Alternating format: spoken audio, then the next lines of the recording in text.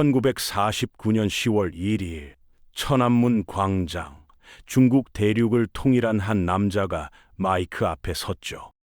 마오쩌둥 수억 명이 그를 신처럼 떠받들었습니다. 하지만 그 화려한 무대 뒤에는 상상조차 할 수 없는 어둠이 있었어요. 평생 이를 닦지 않아 초록빛으로 썩은 치아, 목욕을 거부한 채 여성의 몸으로 씻는다던 망상, 그리고 권력으로 수백 명의 여성을 침실로 끌어들인 충격적인 진실. 오늘은 20세기 최대의 독재자 마오쩌둥의 가면 뒤에 숨겨진 민낯을 파헤쳐 봅니다.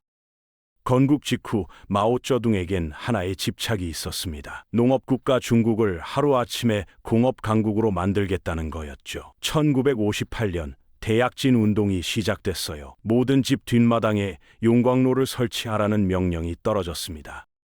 농민들은 밥 먹던 숟가락까지, 농사짓던 쟁기까지 녹여서 철을 만들어야 했어요. 결과는 참담했죠. 쓸모없는 철덩어리만 쌓였고 정작 농사는 완전히 망가졌습니다. 더 기가 막힌 건 참새 박멸 작전이었어요. 참새가 곡식을 먹으니까 해충이라며 전 국민이 나서서 참새를 잡아 죽였거든요. 천적이 사라지자 메뚜기 떼가 들판을 뒤덮었습니다. 곡식은 순식간에 사라졌죠. 현장에선 거짓 보고가 올라왔어요. 풍년이라고 목표를 초과 달성했다고 보고했지만 실제 창고는 텅 비어 있었습니다. 결국 3천만 명에서 최대 6천만이 굶어 죽었어요. 20세기 최악의 인재였죠. 단순한 정책 실패가 아니었습니다. 한 지도자의 오만과 무지가 수천만 명의 목숨을 앗아간 거대한 살인이었어요.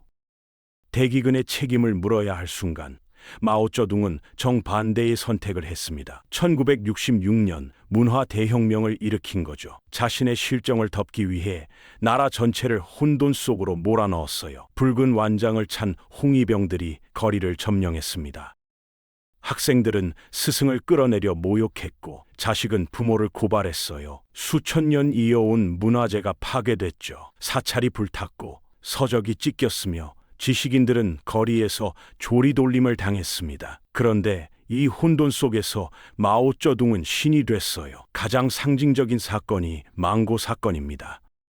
마오가 노동자들에게 망고 한 상자를 선물했거든요. 사람들은 그 망고를 성물처럼 모셨어요. 부패하지 않게 보존 처리를 하고 유리관 속에 넣어 전시했죠. 어떤 곳에선 망고를 물에 삶아서 그 물을 은총의 물이라 부르며 나눠 마셨습니다.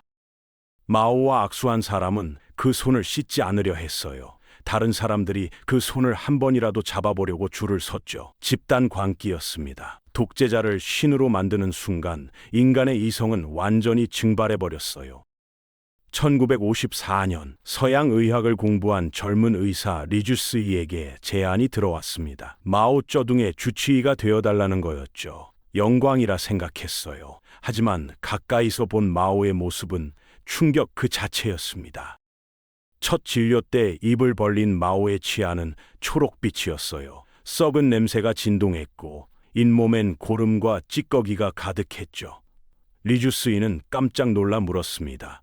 주성님, 양치를 안 하십니까? 마오는 태연하게 대답했어요.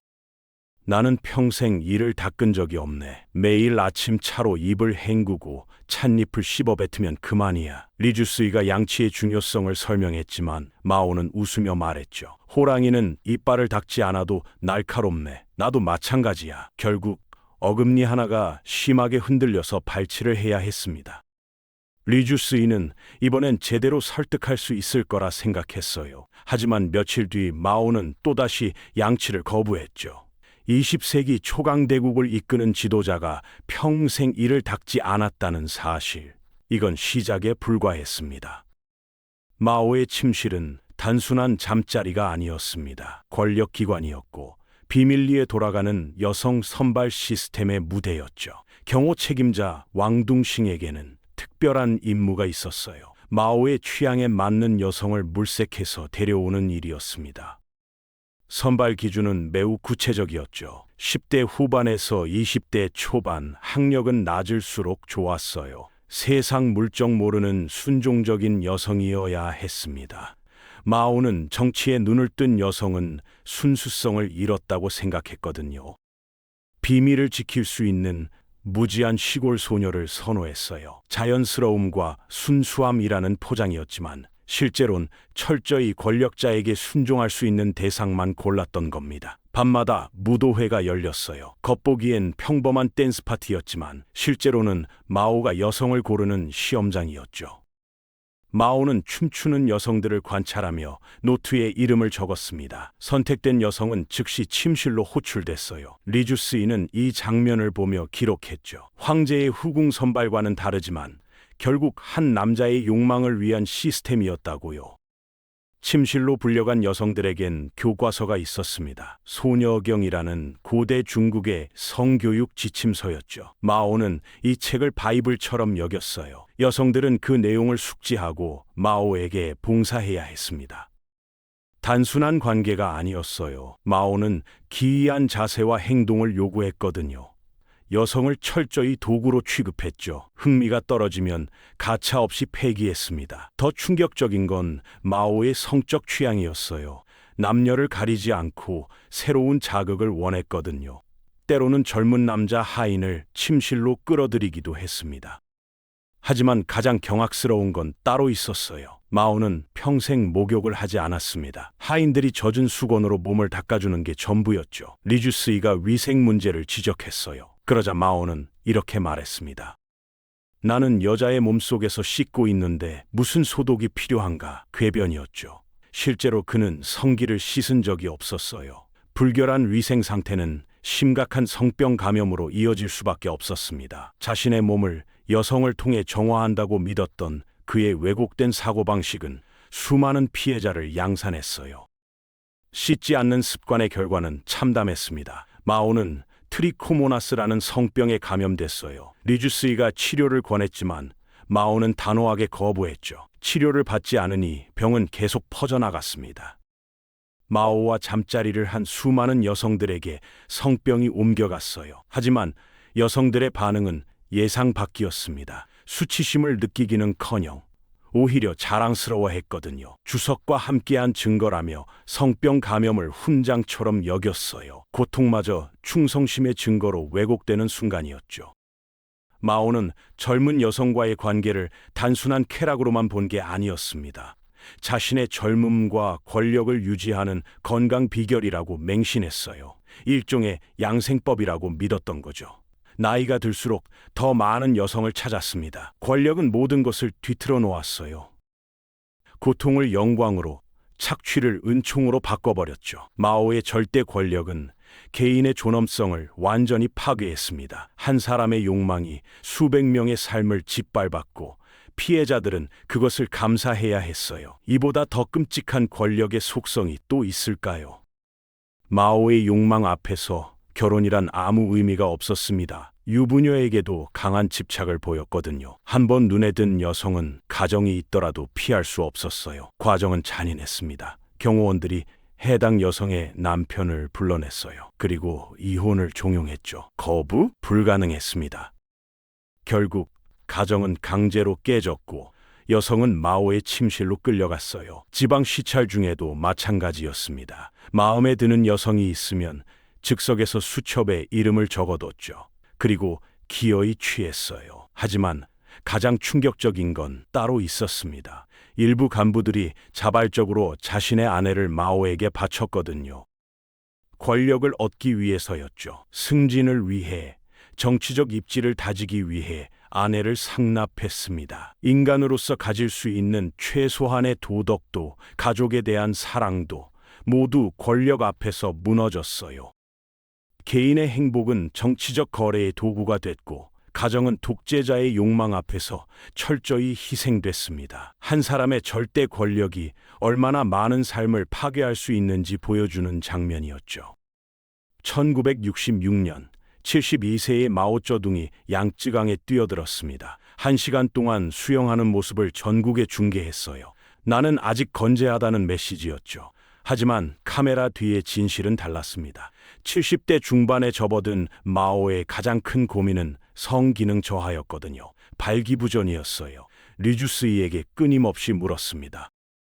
80대에도 성생활이 가능한가? 녹용, 인삼, 온갖 정력제를 탐닉했죠. 하지만 마오는 약보다 더 강력한 정력제가 있다고 믿었어요. 바로 젊은 여성과의 잠자리였습니다. 나이가 들수록 더 많은 여성을 침실로 불러들였어요. 하루에도 여러 명을 바꿔가며 관계를 가졌죠. 이건 단순한 욕구가 아니었습니다. 늙음을 부정하려는 병적인 집착이었어요. 생명력을 연장하려는 망상이었죠. 여성의 젊음을 빨아들여 자신의 것으로 만들 수 있다고 믿었거든요. 고대의 미신 같은 생각이었지만 절대 권력자의 망상은 현실이 됐습니다. 수백 명의 여성이 늙어가는 독재자의 정력제로 소비됐어요. 권력은 노화마저 다른 사람의 희생으로 막으려 했습니다. 마오쩌둥에게는 공식 아내가 있었습니다. 장칭이었죠. 퍼스트레이디로서 권력을 원했어요. 하지만 남편의 침실에서는 철저하게 배제됐습니다. 마오는 장칭을 사생활에서 완전히 차단했거든요. 선택받지 못한 분노 그리고 질투가 장칭을 갉아먹었어요. 밤마다 다른 여성들이 남편의 침실로 들어가는 걸 지켜봐야 했습니다. 아내로서의 자리는 있었지만 여자로서의 자리는 없었죠. 그 감정을 어디로 풀었을까요? 정치였습니다. 문화 대혁명이라는 거대한 칼날을 휘두르며 분노를 해소했어요. 수많은 지식인을 숙청하고 문화재를 파괴하며 권력을 과시했죠. 침실에서 얻지 못한 애정을 정치 무대에서 찾으려 했던 겁니다. 장칭은 문화 대혁명의 실질적 주동자가 됐어요. 홍위병을 지휘하고 반혁명 분자를 색출하며 공포 정치를 펼쳤죠. 사적인 상처가 공적인 폭력으로 전환된 순간이었습니다. 한 여성의 질투가 나라 전체를 피로 물들였어요. 마오의 냉대가 낳은 또 하나의 비극이었죠.